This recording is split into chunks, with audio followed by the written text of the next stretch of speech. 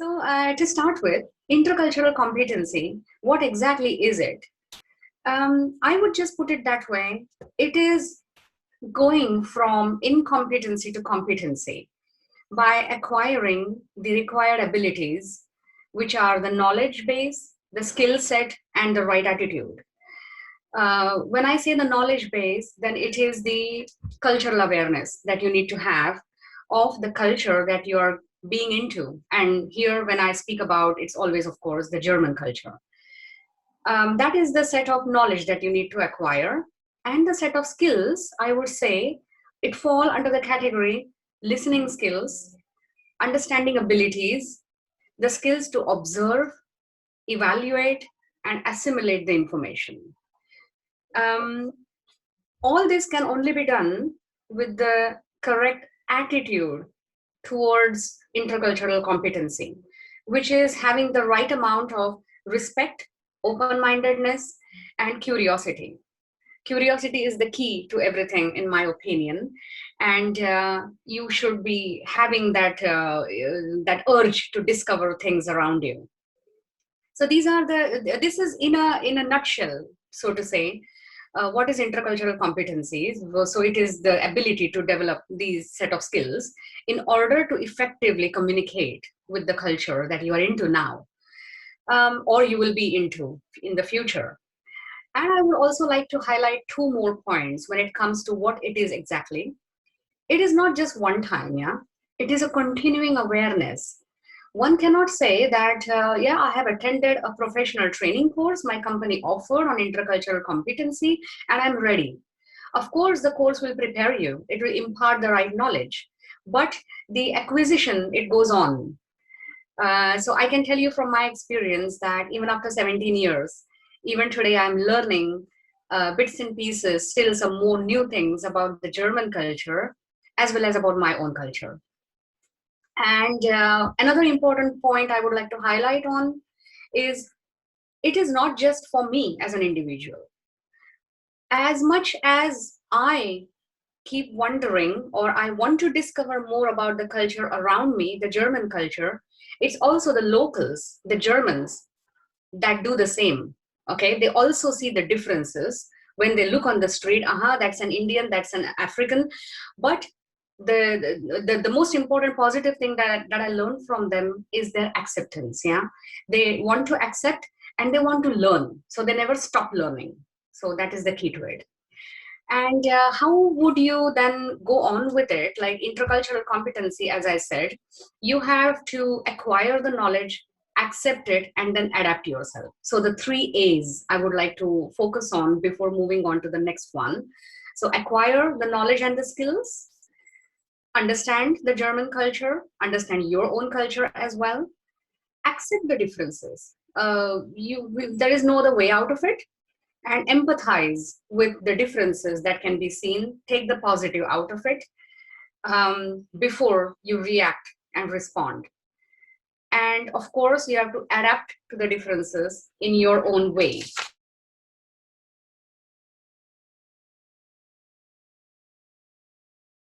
Famous do-it-yourself German culture, yeah? So the Germans are prone to everything do-it-yourself. Which we are not used to as original Indians. So you have to acquire that knowledge that yes, this is the way of style, way of living for them, accept it, and maybe adapt in a way to certain do-it-yourself ideas, which you then automatically imbibe in yourself over the years. Or another classic example is the insurances, yeah? Germans have insurances for almost everything. And they speak to their lawyer more often than they do to their mothers.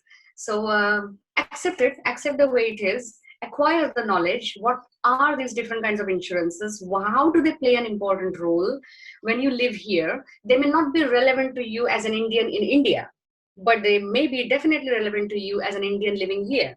So that is the accept the differences part that I'm talking about, and adapt. Obviously, you can take the best of it and move on with it. So that much about the intercultural competency, the introduction part. Now I would like to focus a little bit on why is it important, yeah? Sometimes participants feel, or people around the world feel that, I'm going to Germany, so I'll watch some YouTube videos and I'll talk to friends who are already over there, which is a great idea, but not enough.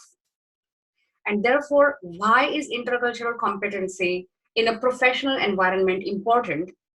It's important for, of course, effectively conveying your point of view to a foreign person. Somebody who is an Indian will maybe thinks in the same way, but somebody who is German may not. When you say, oh, wow, looks good, the other Indian knows what it exactly means, but the German will take it in a different way. He will feel that, yeah, the guy has accepted my point of view, but we know how it is. So for effectively conveying our point of view and how to do that, for that we have to understand the German mindset. And that can only be done in a professional training course about intercultural competency. So I definitely recommend that. It's also important for relearning your own culture, and believe me, it happens.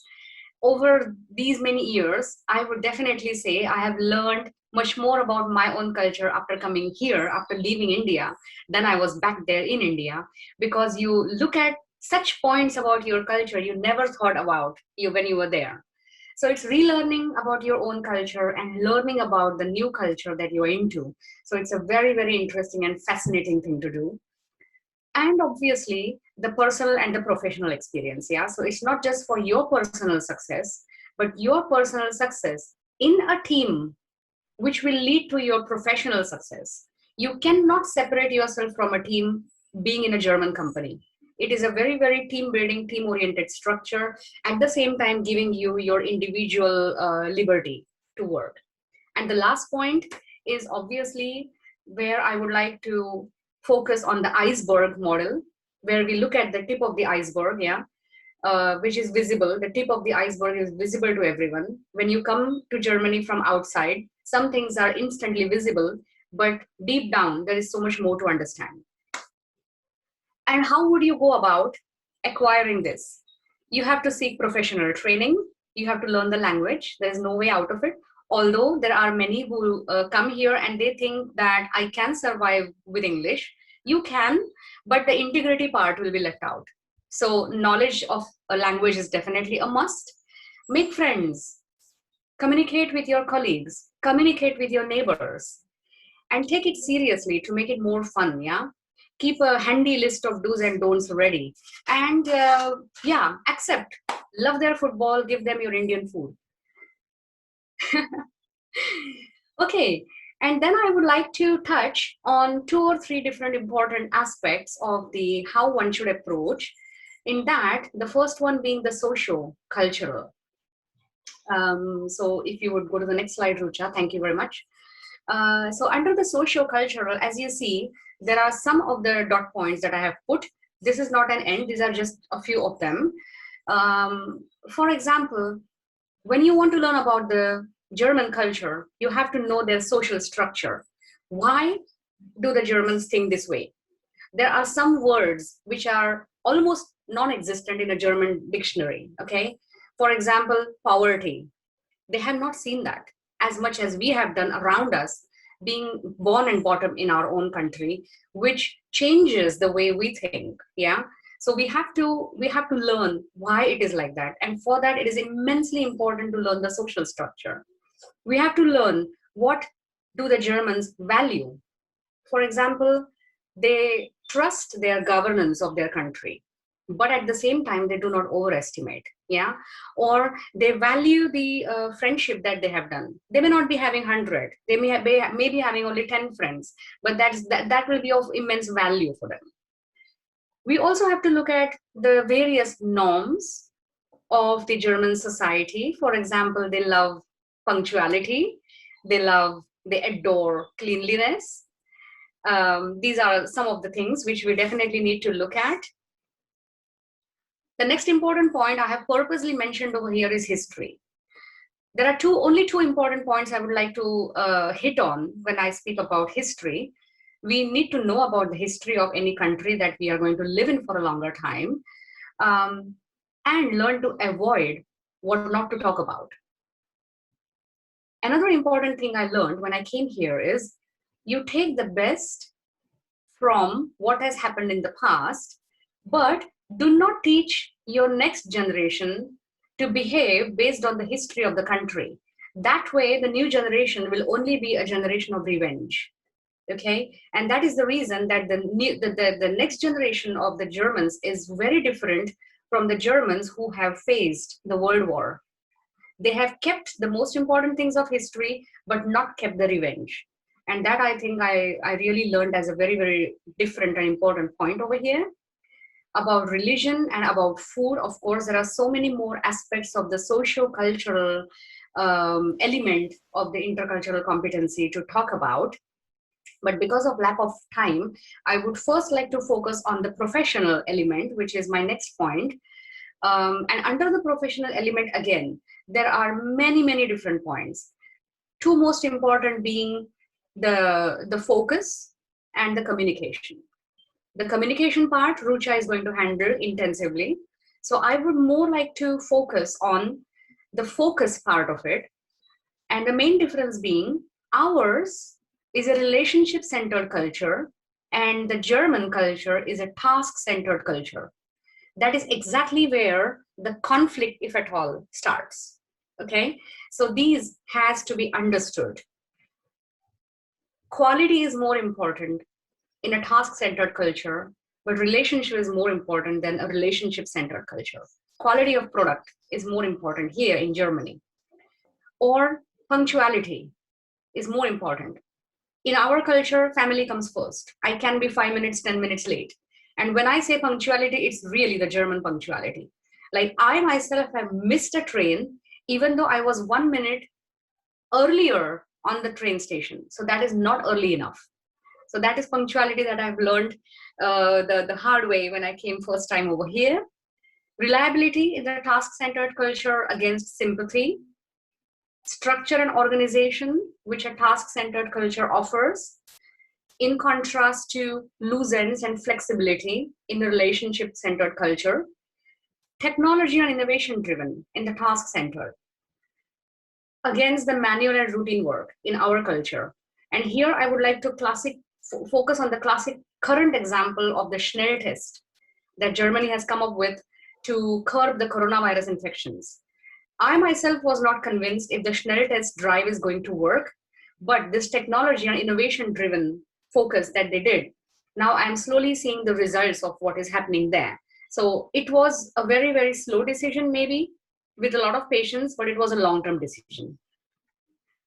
Okay, so yes, and then there are many more differences in the professional environment, obviously. So if I have to give you one example of what I spoke, if you're applying for a new job, let's say, yeah, the whole process is a little different from what we do in India, right? From job search to applications to getting a job, staying there, growing and changing the job. The whole process is a little different.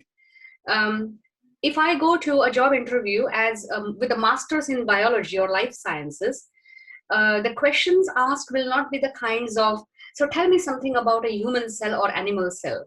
No, that they take for granted that she knows because she is a master's with a distinction. What they more look at is how do I fit in their company as a team member. So that is of utmost important. This is the only thing I think where they focus more on the relation and the task comes later if they take the right candidate. Okay, so this is a very, very classic example of the difference in the Indian and the German society when it comes to the professional approach. Yes, and then my last slide is about the individual aspect. What do I want to achieve? What are my personal goals? What is my personality? And what does the culture expect from me? These are very conflicting things, okay? I have something else in my mind, but the culture doesn't maybe, it cannot be glued together, perhaps, okay? So we have to see, for example, I want to call my boss anytime and say, hey, come over for dinner. So I want to call my boss or my colleague or friend instantly in 2 days' time. That may not work. In their culture, a colleague is a colleague. It may take years for a colleague to become a friend, or that may never happen, okay? So what is my personality and what is the German culture. That difference has to be filled. Okay, you have to walk that gap and find out, how do I fit in these expectations.